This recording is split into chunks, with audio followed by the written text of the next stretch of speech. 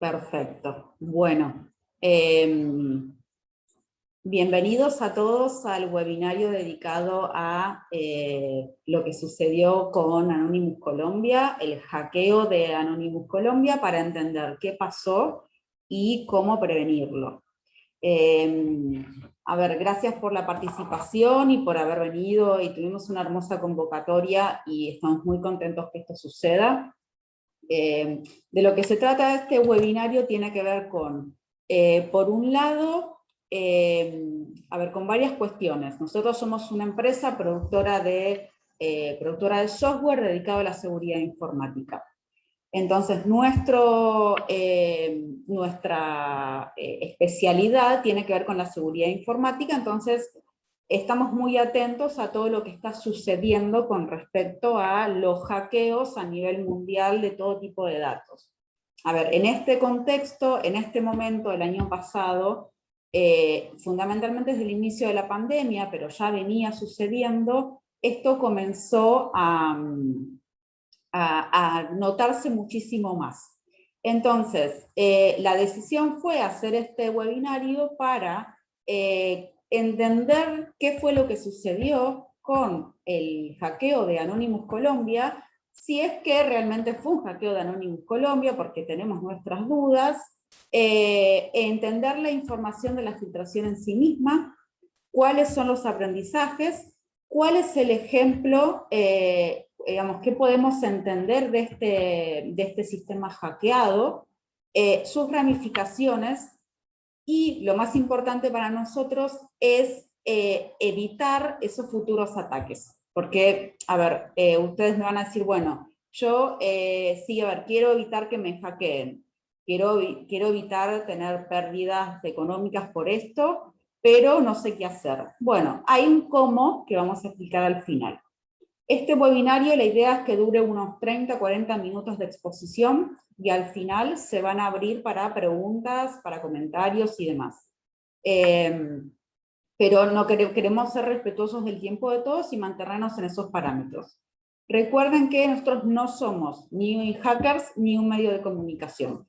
Entonces, nuestra responsabilidad tiene que ver con analizar información y entender qué sucedió para educar también a nuestras audiencias, que son las que muchas veces están preocupadas por lo que está sucediendo en relación con los ciberataques. Entonces, vamos a la parte puntual de, de qué es lo que sabemos. Entonces, cuando nos metimos en puntualmente qué es lo que pasó en el caso de Anonymous Colombia, esto sucedió un 4 de mayo. Sí, el día del May the Fourth be with you. Entonces, lo que sucedió acá fue, primero, 3 sitios gubernamentales que fueron bajados, que fueron el sitio de Presidencia, de Colombia, del Ejército y de la Policía. Eso es una realidad que sucedió y de la cual podemos, entre comillas, dar fe. Mientras tanto, hubo 168 correos y contraseñas del Ejército que fueron expuestos. Es decir, del dominio ejército.mil.co se expusieron una cantidad de datos de usuarios y contraseñas. Nosotros nos llamó un poco la atención que era muy poca cantidad. De hecho, nosotros colocamos acá en la presentación los datos, fueron publicados en una de las cuentas de Anonymous Colombia, que ahora está bajada, y circuló esa imagen por WhatsApp en ese momento, por todos lados, porque en realidad lo que hacen, lo que se hizo desde Twitter, desde las cuentas de Anonymous News y Anonymous Corp, fue la amplificación. Entonces, a la par de estos correos, hubo 12 números de tarjetas de crédito y CBB que fueron distribuidos.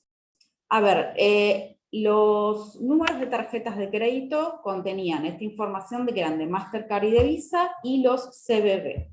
Los CBB son códigos que no están permitidos de ser almacenados, de acuerdo con la Payment Card Industry, que básicamente son Mastercard y Visa. Por lo tanto, eran imposibles de usar, porque no tenían nombre. Entonces decíamos, bueno, tenemos 12 números de tarjeta de crédito que no podemos usar, que no tienen sus nombres, y que, según Anonymous Colombia, son de altos mandos del ejército de Colombia. Bueno, hasta acá la información que teníamos. Y además la grabación de una conversación entre policías. Es decir, hubo después lo publicaron en YouTube, digamos, reproducciones de una supuesta conversación entre policías que se cree que fueron tomados del sitio de la policía. Bueno, hasta acá es lo que sabemos en esta primera parte. Después voy a abrir a preguntas y demás, pero quiero que nos metamos un poquito en la información. Entonces, ¿qué aprendemos? Que tenemos 3 sitios gubernamentales caídos, que tenemos datos personales de tarjetas de crédito y la grabación de una conversación entre policías que fueron expuestos. Todo esto, a ver, nosotros nos ponemos en el lado de un lado de periodista, de investigador, y decimos, ¿esto es realidad o ficción? ¿Por qué? Porque no tenemos contra qué contrastar. Digo, yo no tengo una comunicación gubernamental, no tengo una comunicación de las tarjetas de crédito, no sé si esa comunicación es real o no. Yo no me estoy metiendo en temas de activismo social ni de realidades colombianas, sino que esto que sucedió con filtración de datos, le sucedió, y después vamos a ver que sí hubo una filtración real en Colombia, y le puede suceder a cualquier otro, en cualquier otro momento. Tanto un gobierno, una empresa, una organización, y también a particulares, lo vemos con el phishing que se hace constantemente. Entonces, y nuestra preocupación tiene que ver con la seguridad informática orientada a capacitar y dudar de aquello que está sucediendo. Y decir, bueno, a ver, ¿qué estoy asegurando? ¿Cuál es la data que necesito asegurar? ¿Cuál es mi data sensible? ¿Cómo dejo de exponerla? O si está expuesta, reducir el margen de que uno le da al hacker para que haga algo malo conmigo. Por otro lado, nosotros nos preguntamos si las cuentas de Twitter son responsables del hackeo o si hay una responsabilidad de amplificar o de activismo. La realidad es que cuando empezamos a analizar, ya vamos a ver más adelante, lo que tiene que ver con el hackeo en sí mismo, las cuentas de Twitter terminan siendo aquellos que amplifican y que mueven al activismo, al ciberactivismo, pero no tienen una cuestión tan fuerte con respecto a el hackeo en sí. O sea, no son típicos hackers. Entonces, yeah, everything is okay. Are you listening to me, okay?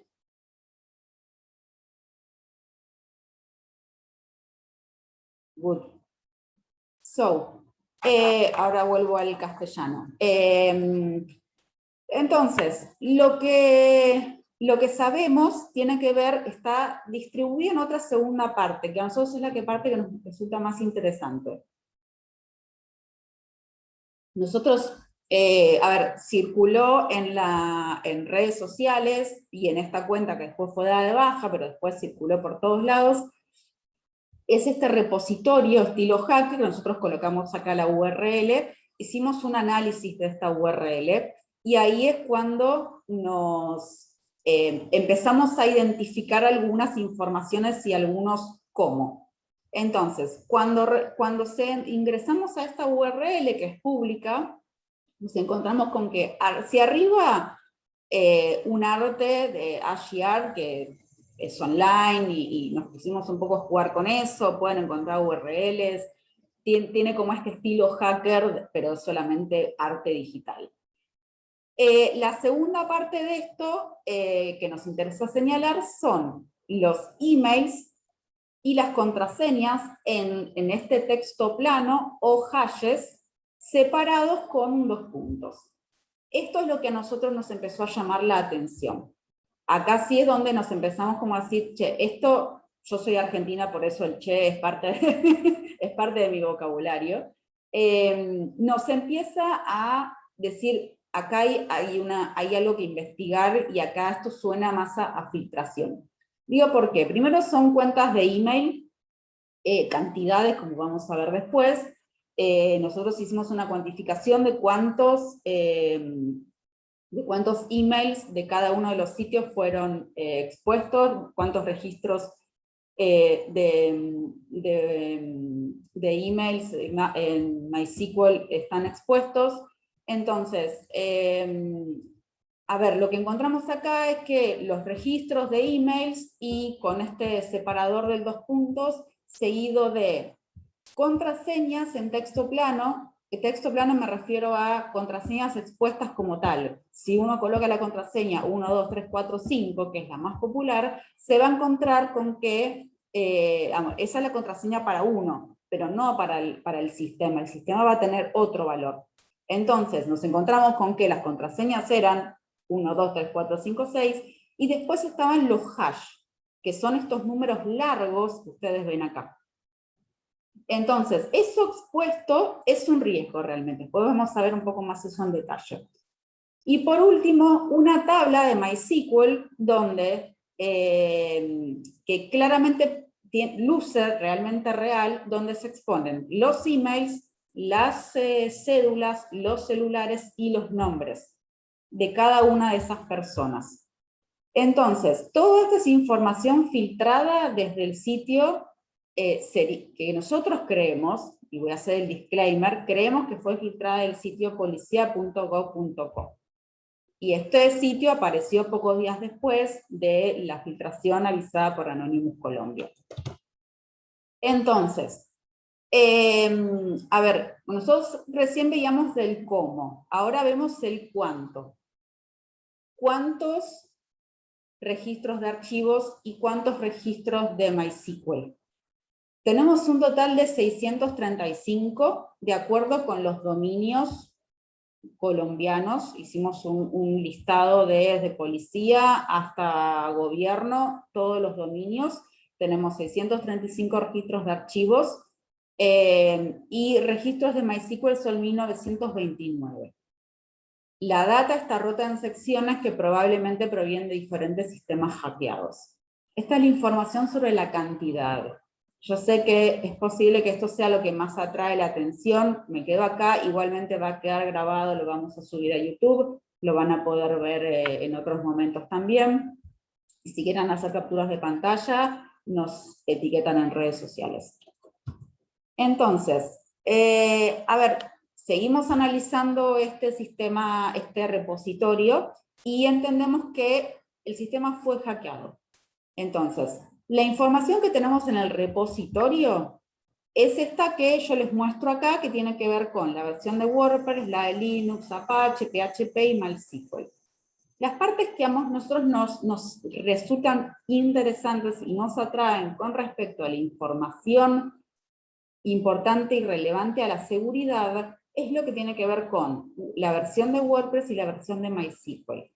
¿Por qué? Porque son extremadamente viejas. Y cuando una versión es vieja, la seguridad es mala. En este caso, puntualmente, WordPress 4.9.8 tiene vulnerabilidades conocidas para la ejecución remota de código. Tenemos la URL, después pueden acceder. Entonces, a nosotros eso nos llamó muchísimo la atención, porque es algo muy relevante a la seguridad informática.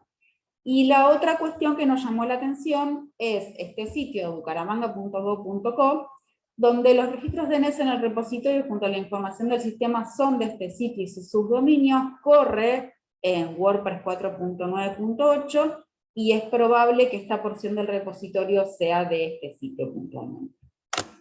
Entonces, a ver, quiero que entre toda la información y ser respetuosa con los tiempos de todos.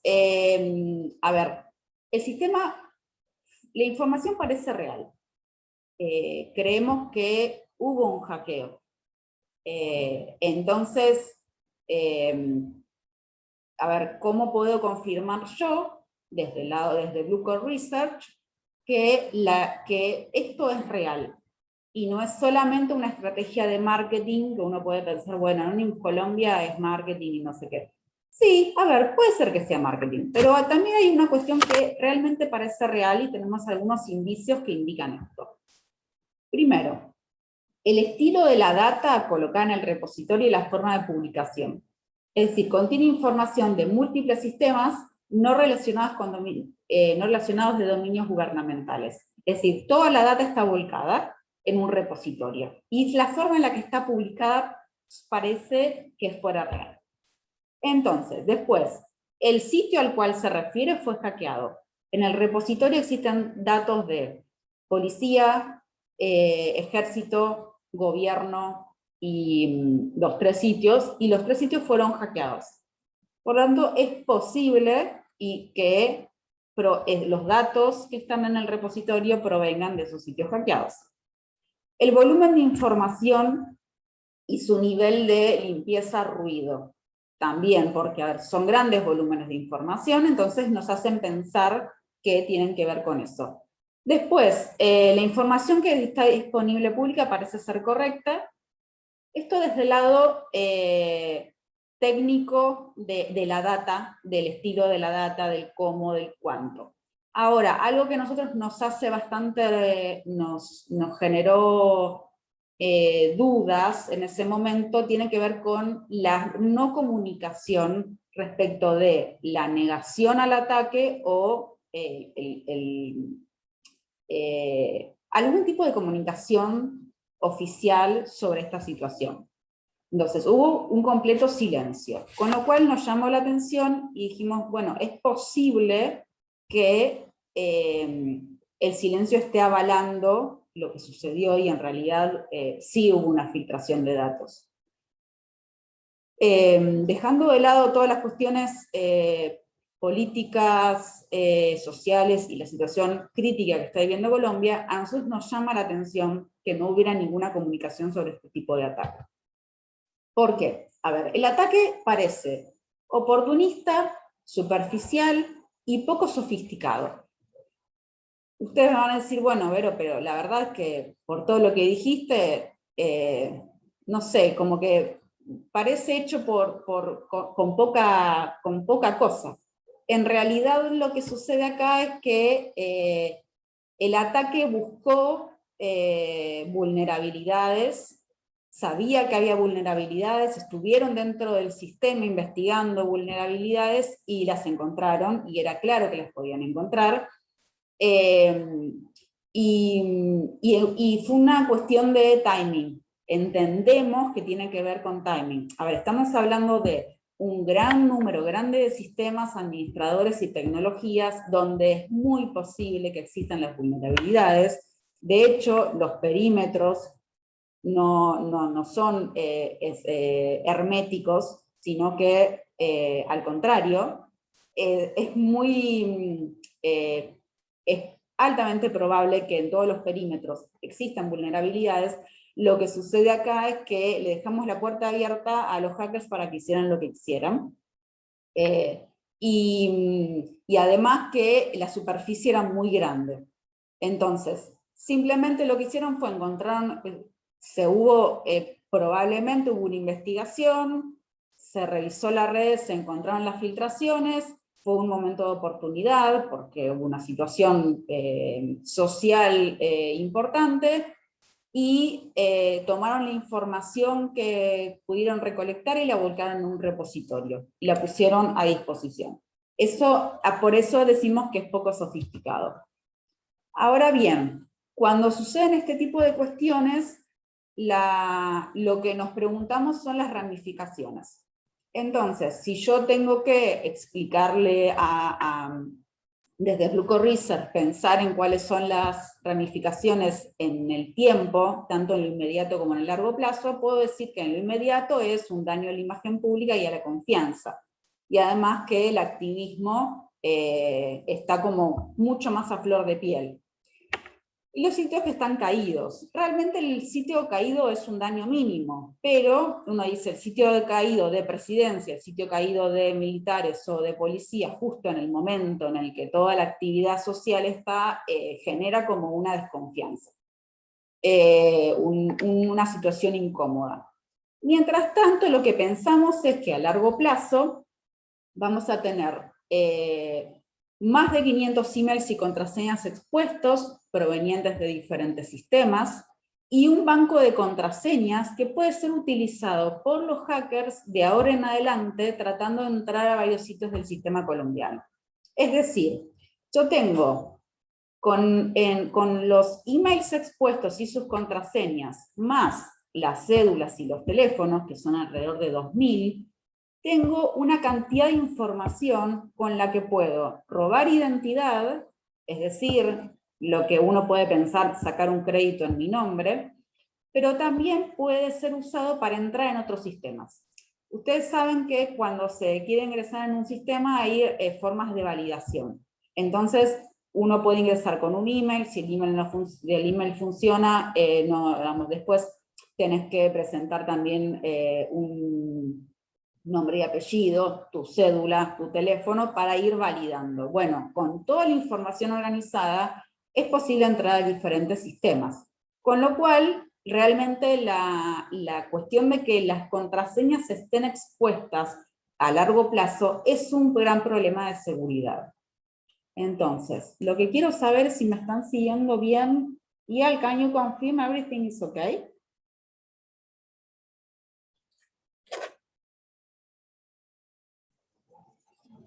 Thanks. Perfecto. Entonces, vamos cerrando el webinario. Después vamos a tener una parte de preguntas y respuestas, y además vamos a poder hacer otro webinario si quieren con alguna otra información, porque creemos que hay algunas otras cosas con las que podemos seguir avanzando. Porque lo que sigue acá tiene que ver con el cómo. ¿Cómo prevenimos estos ataques? O ¿cómo me cuido de estas situaciones? Nosotros tenemos una respuesta completa. Desde nuestro punto de vista tenemos un cómo que es más sencillo, y después un cómo que tiene que ver con una estrategia. A ver, primero es dificultad el trabajo de los atacantes.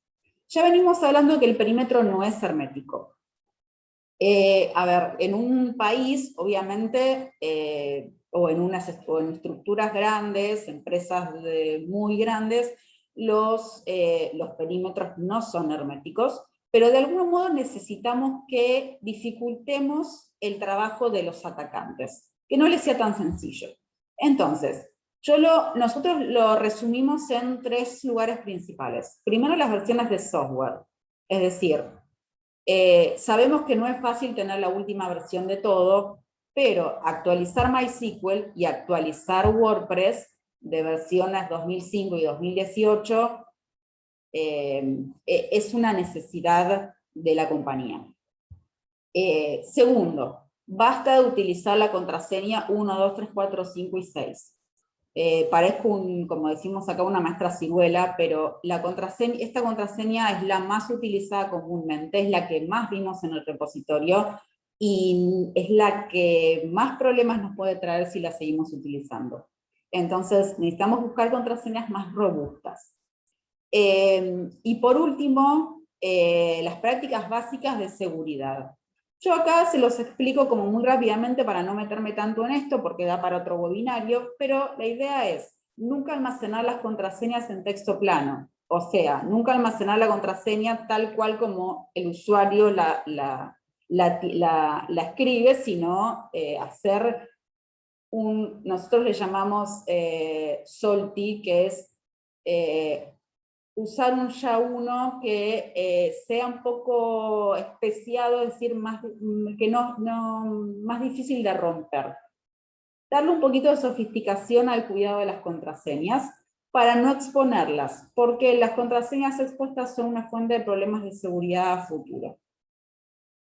Y por último, así ya voy terminando y llegamos a tiempo, la parte más importante para nosotros en este momento tiene que ver con tener una estrategia de seguridad centrada en datos, en donde el aislamiento y la protección de los datos sean la parte más importante.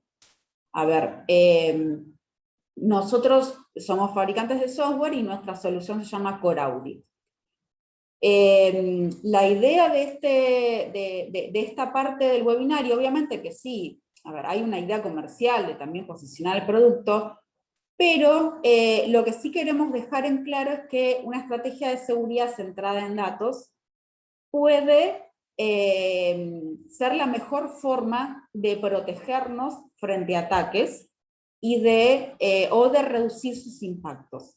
Porque todo esto que vimos que viene pasando no le pasó a Anonymous, o sea, no pasó en Colombia solamente, lo vemos todos los días. Lo que necesitamos es detectar los ataques y protegernos contra él cuando el perímetro se infringe.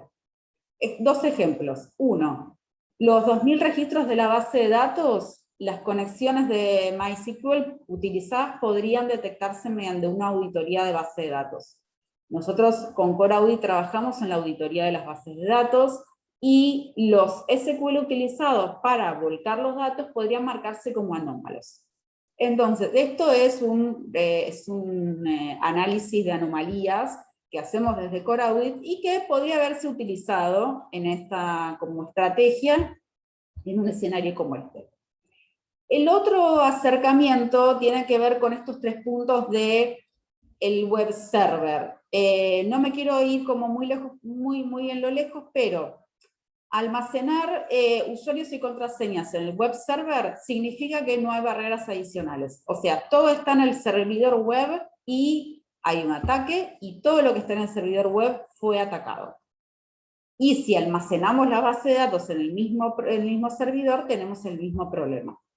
Con lo cual la idea es que el web server vaya por un camino y la data vaya por otro camino, eso da para otro webinario, pero mover los datos a un servidor diferente y protegerse de ese servidor crea barreras adicionales, una vez que se rompe ese perímetro inicial.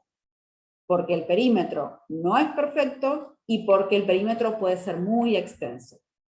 Entonces, creo que hasta acá llegamos. Yo sé que la parte de lo que les acabo de explicar respecto de la estrategia de seguridad basada en datos es bastante que necesita mucho más tiempo de desarrollo. Pero al menos pudimos acá por lo menos comenzar a trabajarlo y en otra instancia seguiremos la conversación. Ian, everything is okay?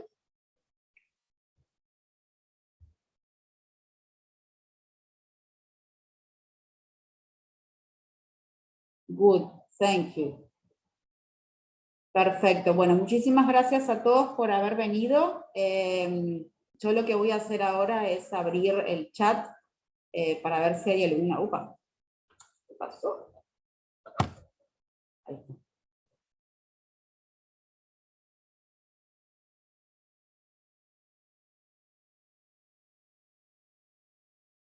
Voy a dejar de compartir.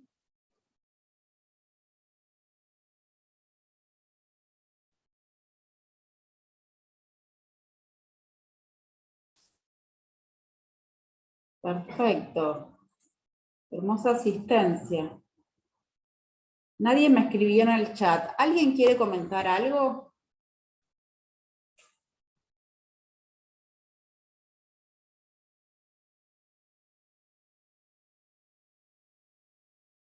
Perfecto, muchas gracias. Ahí sale un número, y dijo, gracias por las recomendaciones, muy buena la información, pero salió con un número, así que no sé quién es. Luis dice, gracias, muy bien. Perfecto.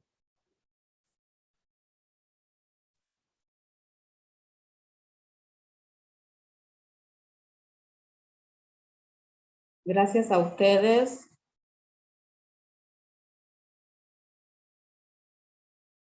Lo importante es tener control, tener herramientas de control sobre los DBAs. Sí, sí, sí. Es nuestra batalla cotidiana, Diego, con eso.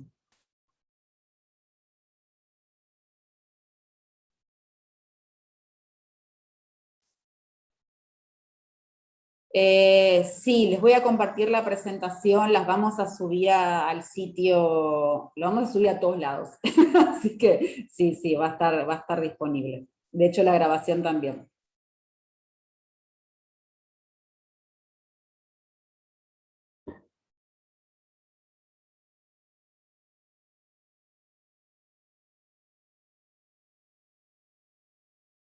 Perfecto. Bueno, creo que si ya estamos todos, voy a ir dejando, termino la grabación. Ian, do you think it's a good time to finish the tape and say goodbye? Great. Perfecto. Bueno, les agradezco muchísimo a todos la participación en el webinario. Era una presentación corta, para nosotros por lo menos era corta. Hubo muy buena participación de todos y demás. Esto va a quedar grabado, va a quedar subido a nuestras redes y luego les estaremos enviando un mail con toda la información. Muchísimas gracias. Ahí les dejé en la presentación están nuestros datos de contacto para que se sumen, conversemos, lo que fuera, estamos con muchas ganas de hacer nuevos amigos.